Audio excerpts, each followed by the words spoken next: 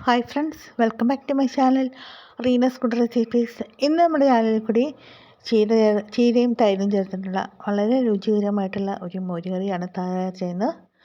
Channel support ചെയ്യണേ. Video താഴെ കാണുന്ന സബ്സ്ക്രൈബ് എന്നുള്ള ഓപ്ഷനിലൊന്ന് ടച്ച് ചെയ്യുക.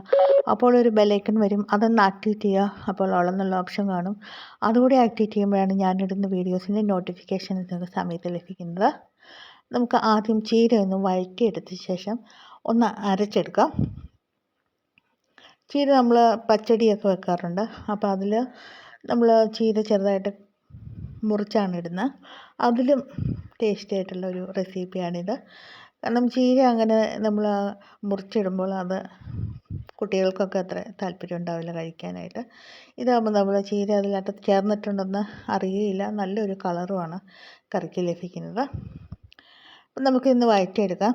ഒരു പച്ചമുളക്, 3-4 കഷ്ണം വെളുത്തുള്ളി, 2 ഉള്ളി, ചെറിയ കഷ്ണം ഇഞ്ചി, ഇത്രയും വെളിച്ചെണ്ണയിലൊന്ന് വഴറ്റിയെടുക്കാം. ഇനി അതിലോട്ട് ചീര ചേർത്തിട്ടുണ്ട്. കുറച്ച് ഉപ്പും ചേർത്ത് നമുക്കൊന്ന് വഴറ്റിയെടുക്കാം. ഇത് അതിലോട്ട് 1/2 ടീസ്പൂൺ വീതം മുളക് പൊടി, 1/4 ടീസ്പൂൺ മഞ്ഞൾപ്പൊടിയും ചേർത്തിട്ടുണ്ട്. നമുക്ക് കറിക്ക് നല്ലൊരു എരിവ് കിട്ടാനാണ്.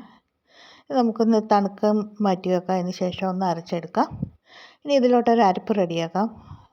സാധാരണ ഇതിലോട്ട് തൈര്, കട്ടത്തൈരാണ് എടുക്കുന്നത്. അത് തേങ്ങ അധികം ഉപയോഗിക്കാറില്ല. ഞാൻ ഇതിലോട്ട് 2 ടേബിൾ സ്പൂൺ തേങ്ങയും കൂടി ചേർക്കുമ്പോൾ ഒരു നല്ലൊരു രുചിയാണ്. അതുപോലെ ഒരു കഷ്ണം ഇഞ്ചി, അതുപോലെ 1/4 ടീസ്പൂൺ ജീരകം, 5-6 കാന്താരിമുളക്, ഇത്ര നമുക്കൊന്ന് അരച്ചെടുക്കാം. ചീര തണുത്ത ശേഷം ആ മിക്സ് ഒന്ന് അരച്ചെടുത്തിട്ടുണ്ട്. ഇനി നമ്മുടെ തൈര് തേങ്ങാക്കൂട്ട് ഇതിലോട്ട് ഒഴിക്കാം. എല്ലാം ഒന്ന് ചൂടായി വരണം. തിളച്ച് പോകേണ്ട ആവശ്യമില്ല. നമുക്കറിയാലോ, മോരുകറിയൊന്നും തിളച്ച് പോകേണ്ട ആവശ്യമില്ല. തിളയ്ക്കുമ്പോൾ അതിൻ്റെ രുചി നഷ്ടമാകും.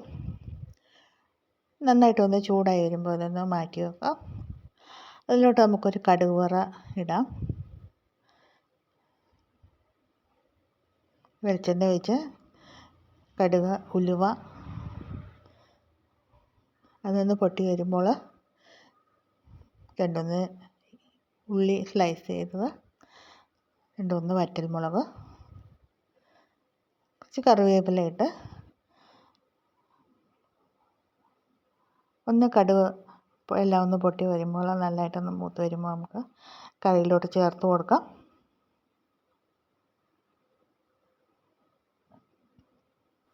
കാണുമ്പോൾ തന്നെ നല്ലൊരു ആകർഷണമുള്ള കറിയാണ്. പപ്പടത്തിൻ്റെ കൂടെയും മീൻ കറിയുടെ കൂടെയൊക്കെ നല്ല ബെസ്റ്റാണ്.